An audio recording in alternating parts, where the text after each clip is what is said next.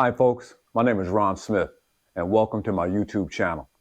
I want to say to everyone that's out there trying to overcome drug addiction, congratulations for showing up to your own recovery. You know, drug addiction is a terrible thing. The nature of addiction does not care who it pounces on. It can go from those that are rich to those that don't have much in life, because it's the nature of addiction. And today is going to be a special recording because this channel is designed for those that are overcoming drug addiction, for those that are helping someone else overcome drug addiction, and for codependents that are seeking to get some assistance in knowing how this nature of addiction actually works. But today I want to talk to you about a parent's perspective. So oftentimes I'm asked, Ron, how'd you do it? And what was your turning point? And I tell them, there was a time when I went to my mom's house and she just did not let me in. And when I turned away from her home, I discovered I'm homeless. I didn't have any place to go. But 17 years later, I'm here sharing this experience with you, hoping that this will be an encouragement and something that you can take value in and find strength from. So with that said, I want you to take a look at this clip on how my 17 years of recovery actually started. I was homeless in my mom's house that turned my life around. And as I'm coming up to her door, I'm thinking, I need to shower, I need to get something to eat. I know she'll let me in.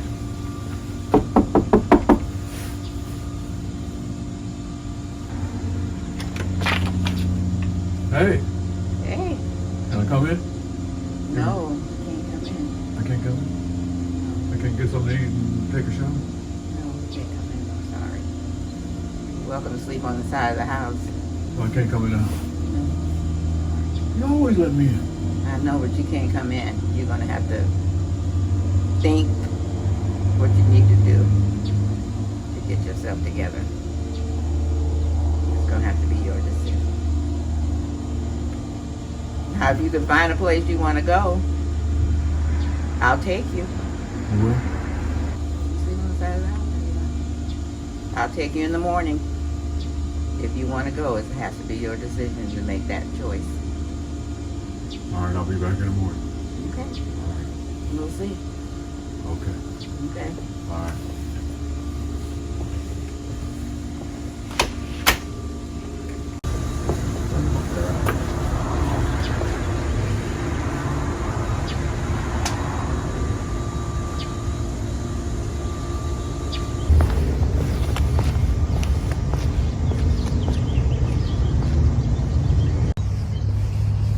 Well, 17 years ago is where I came and slept on the side. I think it's been 18 years right here on the side in one of these, in this recycle bin.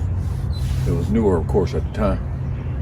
And so I would lay it on the side and I would curl up right here and basically sleep. And so I just thank God for deliverance. And now instead of sleeping on the side of the house, I own a home and I sleep inside my bedroom. So let this be a lesson. You can change. Well, here we are.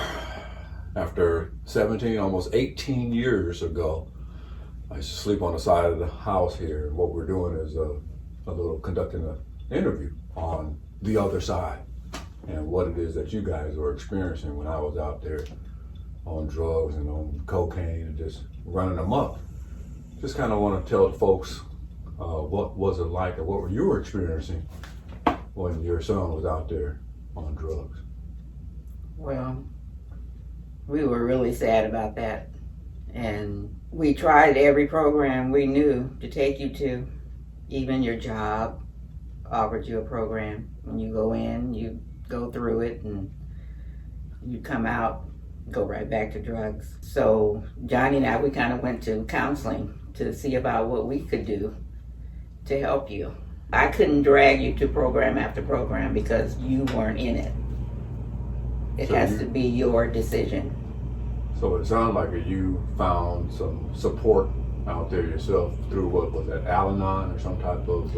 It was through Kaiser, our insurance company. And they have programs that you can go to learn how to not be a codependent. That's what we were. Yeah. I can't make you get it. It has to be your decision. Yeah. And that's what you did. You made your decision. And then we were supportive afterwards, because you do have to disconnect from old friends, things like that. Money was a problem, because if you have money, you buy drugs. Oh yeah, money was a problem. As soon as I got $20 in my pocket, it was a beeline to the dope spot. Yeah. Yes. Well, I can remember when I came, when you said, and I wanted to wash my clothes. I came the next morning, and as my clothes were washing, I found a place, Union Got Submission, that had a bed available. Mm-hmm. And remember, my clothes were not even all the way dry. Right. And then I put them all wet. He said, "No, you going." Right. So she did not let my clothes dry, but their clothes dried on me on the way to the treatment facility. But Johnny, I just want to thank you as well for being there as a support. How was that piece on your side? Like a train wreck. Like a train wreck. You understand what's required. Okay, you drive the train, but you don't know when it might run off the track. Every time the train wrecks, somebody got to come out and fix it. When I hear the garbage can tip over, hey, you okay? If you had been riding in the back seat to all the different places we had to go, from churches to this, to this, to this, to this, to listen to them tell us what was wrong, you know. And I mean, it wasn't like a couple of days, you know, weeks, months, and getting placards saying you completed the program. Right. Yeah, we completed more program than you did. Right. Oh, wow. So what we're hearing is that treatment was always available. Yeah. Support, like they were always available. Support was always available. Yeah. Yeah. What was not available was I wasn't available. That's true. I had to start showing up to my own recovery. That's true. And once I started showing up to my own recovery, all the support and the treatment that I went to now began to make sense. So one last question, what would you, I guess, recommend or offer to other parents that are out there trying to support their child? What would you say to them? Put the recycle can out there. Put the recycle can on the side of the house. Let's read it called recycle. Right, yeah, ooh, recycle. So that's standing your ground, creating boundaries, and then upholding the boundaries. You are not helping being a codependent. You're just not. You know, that's the bottom line, you know. Right. And when you have to let it go, you have to let it go. Well, that's what we did. We did a lot of praying. And a lot of prayer. A lot of praying. And I was like, Lord, please don't let him get killed out there in the street. You know, and when you came to buy the garbage can, I was happy. I could rest because I knew you weren't dead in the street, you know, or overdose on drugs or whatever. But it was a real challenge for me. I mean, I think it was harder for me than maybe for you, you know, to say no. But that's what they teach you, to not be a codependent. You have to let them go. So what we're hearing is that you kind of have to let them wake up to their own Right. thing. And Yeah. No one can make them do it. No one can make you do it. Because you went through great programs and you were recovered. so it wasn't the program's fault. No, it's you. It wasn't the support system's fault. It's really not a fault at all. What we were talking about is an awareness. Right. So I had to come to an awareness that, And want to do it. and want to do it, that this type of life, living on crack, cocaine, what have you, is not the life that I wanted. But now you're getting the information from the other side, from my parents, and what they dealt with in me being addicted to drugs, or when the nature of addiction had me in its grips.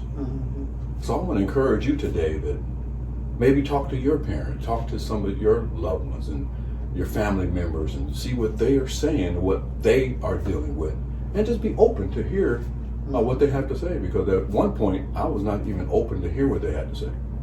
But now seeing your guys' history and what you went through, the investment that you put yourself in with Kaiser, and then going out and practicing those skills and not allowing me to just continue to function like that, I think that was my turning point.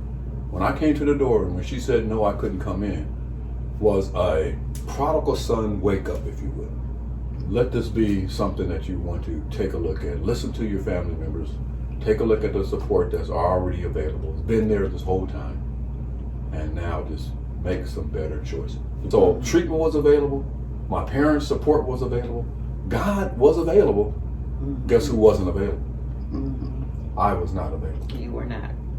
I think it's always that person. Yeah. They have to make the decision. No one can make it for them. Wow. No one.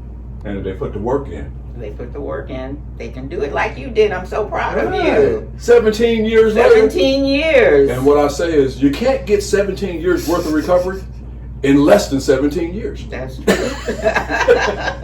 So if you're 1 week in, 2 weeks in, and you say, you know what, I can do it. I can do 6 months, which is what we call the honeymoon stage of recovery.